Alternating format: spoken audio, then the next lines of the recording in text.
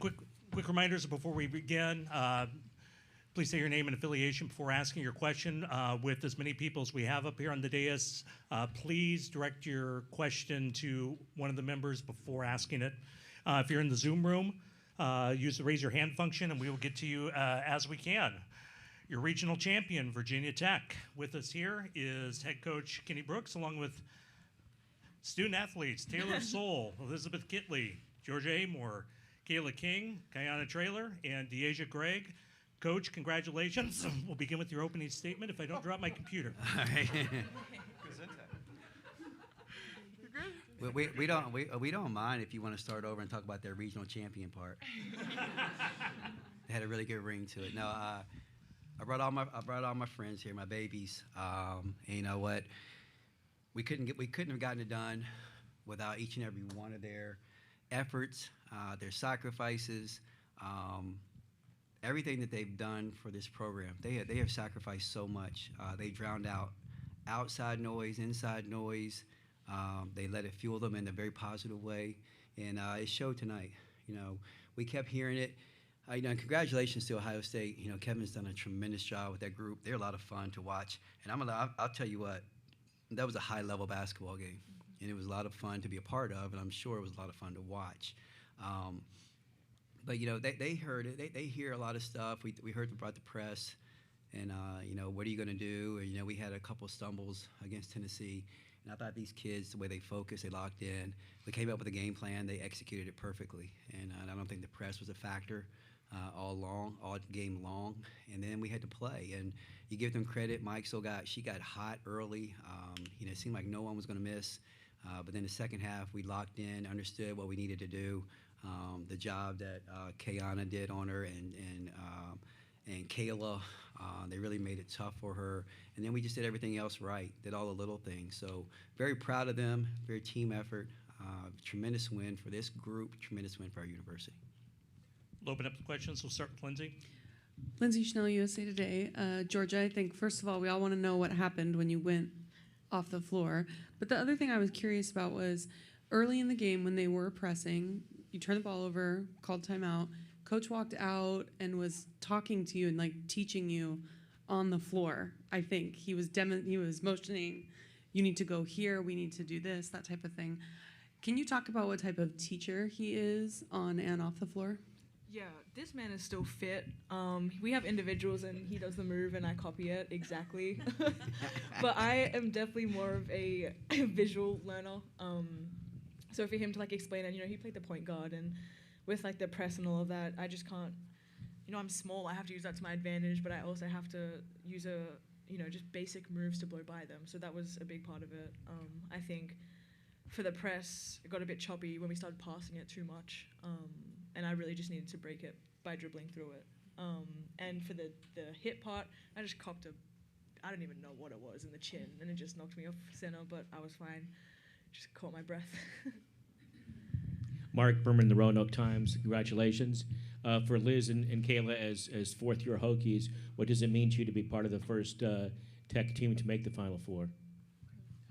That is so crazy, isn't it? Yeah, I was going to say that. It means everything, especially just with this group. We all come from different places, but this year we came together because we all wanted the same thing.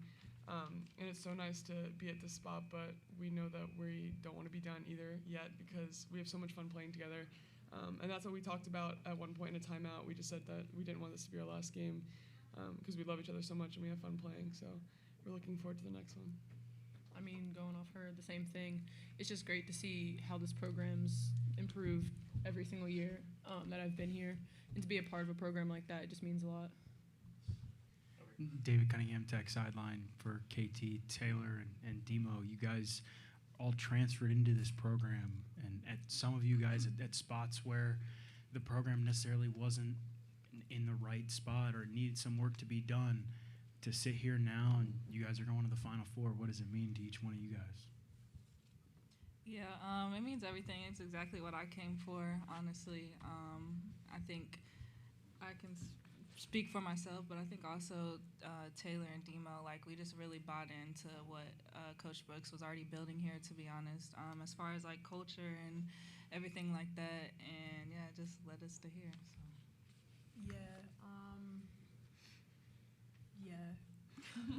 Yeah. Ditto. I think no. On a serious note, stink microphone. Go Hokies. I'm for real speechless. I'm speechless. I'm blessed. I love these people so much, and like Liz said, I don't want it to be done. I came to Virginia Tech because of the people. I play hard because of the people, and I wouldn't want to be anywhere else. Yeah, for me, I wanted to come here. I wanted to be a part of something that's big. I saw what he was building. I just bought in the program. First year, didn't play. Sorry, coach. I just kept my head down, just kept working. Didn't let that discourage me. It just pushed me to go harder and to play for my teammates. Matthew Walter, the next. Georgia, for you, over the last 15 games, I think since you guys last lost, you've been on a tear. Just how have you just felt confidence growing in you over these last 15 games? And then how exciting was it when the game was over and they played Enter Sandman? Because it just seemed like all of you guys got all this energy. I know it's the Virginia Tech song, but to hear it all the way out in Seattle. Yeah, these girls just give me the absolute confidence in Coach Brooks, I did have some rough shooting tonight, but they weren't discouraging at all. They told me that they would take them over anything else any other day, and that just is what you need, and really good teammates, and we just are so focused on winning. So that really breeds the confidence. And NSM, man, what graphic did March Madness put out where they put the hokey pokey or something like that? Did y'all see that? It's Entertainment. NSM, man, but it was just great. Mark Berman, the Roanoke Times, for any idea. So many good teams did not make it to Dallas. What enabled this team to live up to its 1 seed and get there? Elizabeth, why don't you start? I think we just wanted it more. This has been something that we've set out for, and I think once this group of girls sets their mind to something, it's going to be really hard to deter us from that. And that's just our mindset the last few months, honestly. We just have the most confidence in ourselves, and we don't care what anybody else thinks. Hey, Ben Pickman from The Athletic. For Georgia and Kayla, Kenny likes to talk about stopping and smelling the roses. I guess for you guys specifically yesterday, you said you hadn't done that at all yet. Is there a moment tonight that you feel like it has sunk in or you've been able to stop and smell those roses? For me, it was when Liz had a last set of free throws, because I think it was 40 seconds left to go. I was like, I'm not comfy yet. And then Liz's last set of free throws, I was like, oh my God, the buzzer's about to go off and this is about to happen. So that was definitely my moment. Personally, when I fouled out and got to the bench, I was able to to watch and let it sink in because I wasn't in the game. But yeah, that was me personally. Kevin Pelton, ESPN. Sort of along the lines of the earlier question, Georgia, nobody has ever made more threes through the first 4 games of an NCAA tournament than you have. I mean, can you process that sort of a hot streak while it's happening? I just like to shoot the 3 ball. And I don't know what else to say. Other questions for our student athletes? Up in front. Yeah, Taylor, they pressed you guys originally, and then you broke it. And did them shifting to not pressing you, just playing you guys in the half court, did that surprise you at all? And on the other side, what did you like about the way after halftime you guys defended Mike Sell better? We knew going into the game that if we handled the press well, that they would back off a little bit. And so kudos to everybody for helping out and doing that. Georgia, I don't know how you do it, man. I honestly sit back in the backcourt and just watch what you do in awe. In second half, again, we just knew we had to lock in defensively, help each other out. And I think we communicated well. These two were chasing her all over the floor all night. And so it was definitely a team effort, and proud of everybody. Matthew Walter with the next. This is for you, Taylor, and then if anyone wants to chime in. You go to do your radio interview, and there's about a bunch of Hokies fans sitting right behind me, and you throw them the little heart with your hands. Just how much does it mean to you guys to have all those people travel all the way from Blacksburg, all the way out to Seattle to support you guys when you're going for this first ever one, and to do it with all these fans, because they were loud all night right behind us. Hokie Nation is the best nation out there. Shout out them. I was talking to someone in the crowd, and she was like, "Oh yeah, I came from like Blacksburg yesterday." I'm like, "Dang, like you were real." Hokies are crazy. Y'all got work or something. I don't know. But I absolutely love Hokie Nation. They've taken me in with open arms and loved on me, and so it's only right that I give that love back. To this side, and then Alexa. Eden Lassie, Just Women's Sports, Georgia. When you went out and then we're getting ready to come back in, like what was going through your mind? I talked to your cousin and she told me, she was like, there's no way Georgia's gonna stay off the floor. And then just also, what does it mean to have her here and be able to share that with her? Yeah, I just had a little bit of rage and some catching up to do. They're a strong team, and I think they were playing physical, and I don't like when people beat down on my teammates, so as soon as I copped the beating, I went back and I refreshed, and I came out with a different mindset. But it was great to have Killy there. I'm so happy that she was there, and then I got a FaceTime from my mum after the game, and Mum and Dad are flying out tomorrow to Dallas, so yeah, that'll be like a 16-hour flight for yeah, but it'll be good. Yeah. Alexa. Alexa Philippi with ESPN. Elizabeth, when Kenny was up and cutting the net down, he got some Kenny cheers. And I know he's very humble, but how would you put into words what he's done with this program to be able to kind of get you guys and get the program to these new heights? Yeah, I mean, just the places that he's taken it compared to where it was at when he inherited it is just insane. I'm just so happy to be a part of that and to be able to witness all the hard work that he puts into us and the coaching staff and everything. He just has crafted everything and stuck by his vision and what he wanted, no matter what other people had to say or whatever. And I think that's so valuable in a leader, and we wouldn't be where we are without that mindset from him. David Cunningham, Tech Sideline. Kayla, I'd ask Liz about it, but I know she'd be way too humble. She broke the double-doubles record in Virginia Tech history today, 56 in her career. You've played with her every step of the way. To see her growth and in the same trajectory as this program, how would you describe it? And just, she had 25 tonight and 12, and everything she goes through down to the post. What, from your vantage point, what has she meant to this program? I mean, honestly, I've never seen someone that worked harder. Like if we were back at home, I bet she'd be in the gym tomorrow. Honestly, she works out with Coach Brooks, and I feel like she translates it to the game like no other. Her and Georgia, I've never seen someone continuously get better in season like they do. But she also is just willing to do whatever the team needs, and sometimes her role is to kick it back out, and she gets tripled, doubled, and she can still produce those numbers, which is insane. All right, being told we do need to let the players go. They have some other obligations to go to. Congratulations to all of you. Best of luck in the Final Four. Ladies. Can I take the trophy? Yeah. Yeah, because I don't want to carry it back.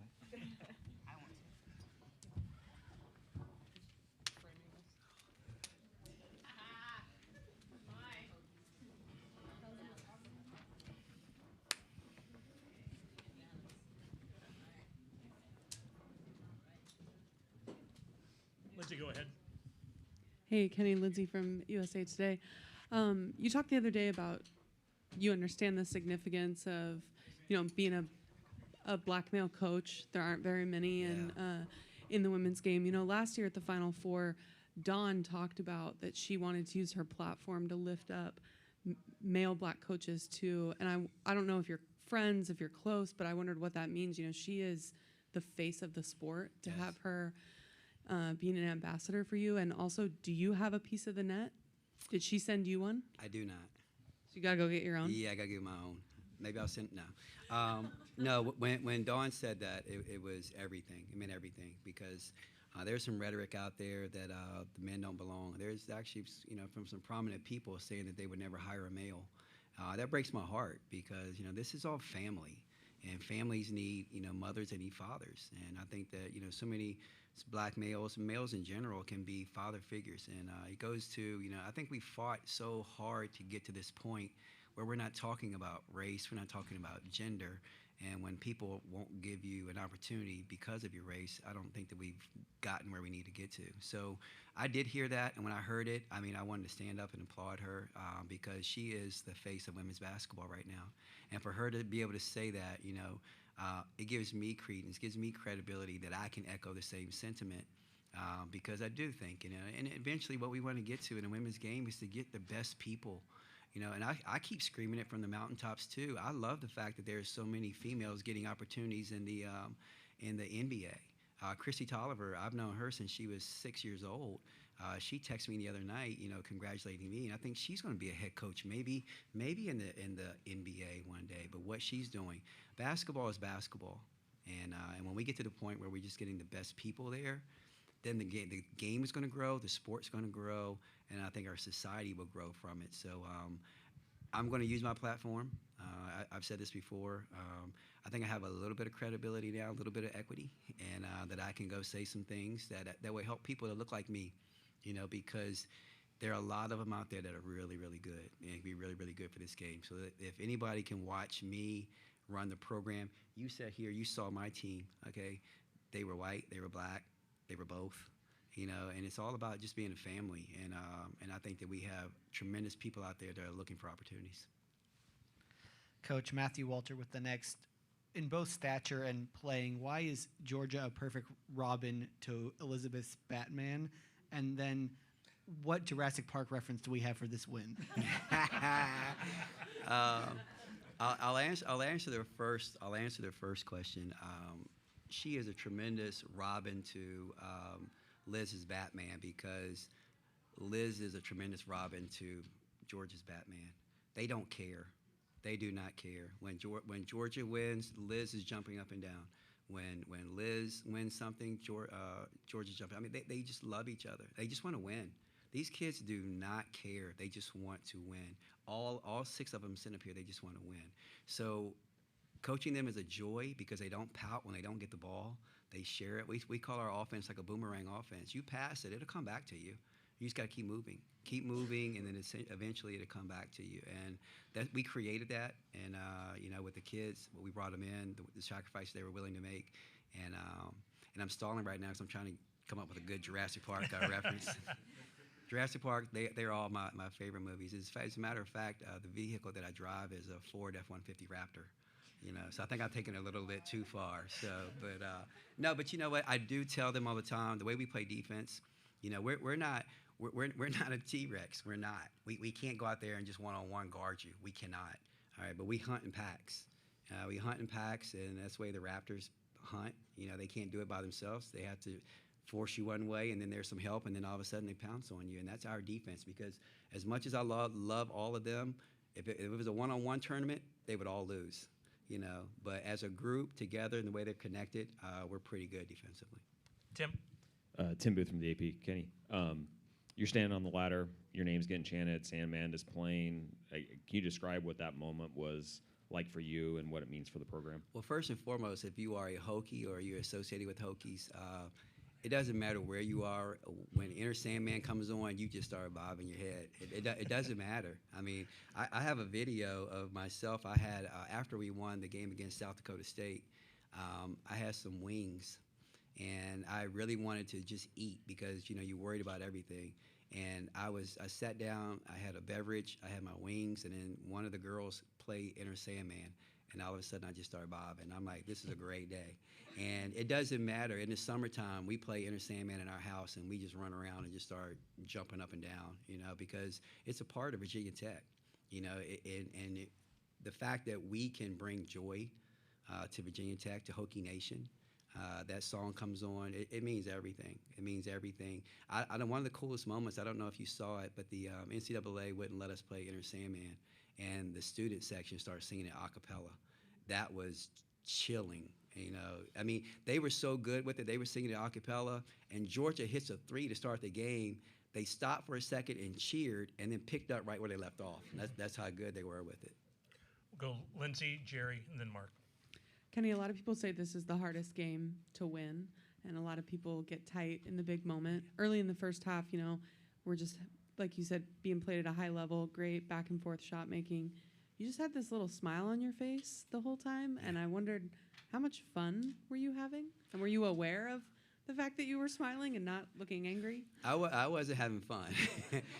I think I was smiling because they were making big shots, and we were where we were supposed to be for the most part. And I think our defense is underrated. It really is. You know, we are really good defensively. Like I said, we're not going to steal. It's not glamorous because we don't get out there and press you, but we really take away a lot of things. And we were where we were supposed to be, and then Mike was hitting shots, and I think that was the little smirk I had. And I had another moment with Kevin. I think we were up 10. I don't know how many. I think maybe 2 minutes to go in the game, maybe a little bit more. And Georgia hits that three right in front of our bench, and it was unbelievable. And I think when I turned around, my eyes were as big as saucers, and he looked at me, and he just went, and he winked at me. And I'm like, you know, it's just, you know, that's how incredible she is. But it was, the kids were loose. You know, and this group is as mature and professional as any group I've ever seen, I've ever been around. And the moment's not too big. And I think we'll go to Dallas, and I think that we'll be ready to play again. And so I'm excited about it. Jerry? Yeah, Kenny, Jerry Brewer from the Washington Post. I'm wondering, what do you remember when Witt called you and offered you the job? What kind of surrounded that? And was there ever any doubt that you would take it? There's always doubt because I would have been leaving. I was leaving my alma mater, my home, a place where I grew up, a place that, you know, did so much for me in James Madison. But it got to the point where I think my last 3 years, I saw a stat in the CAA. I was 60-3. Yeah, 60-3. And it was like, okay, it's time. It's time to not leave, but it's time to see what I can test my wits against the best. And you know, going back to the opportunities part, I didn't get a lot of opportunities. You know, I had schools right across the mountain that wouldn't call me. I had Power 5 schools that would have an opening. I would never get a call. But then at the same time, I'm like, you know what? I don't have to leave. When Witt called me, there was a familiarity with Witt. You know, we went to the same university, played against each other in high school basketball. But his father was a mentor of mine. And so if I was going to leave, it was going to be for a place that I felt comfortable with. And we inherited a program here. I knew the sky could be the limit.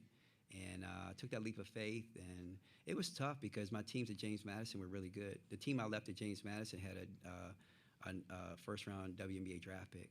You know, I came to Virginia Tech, and we had none of those.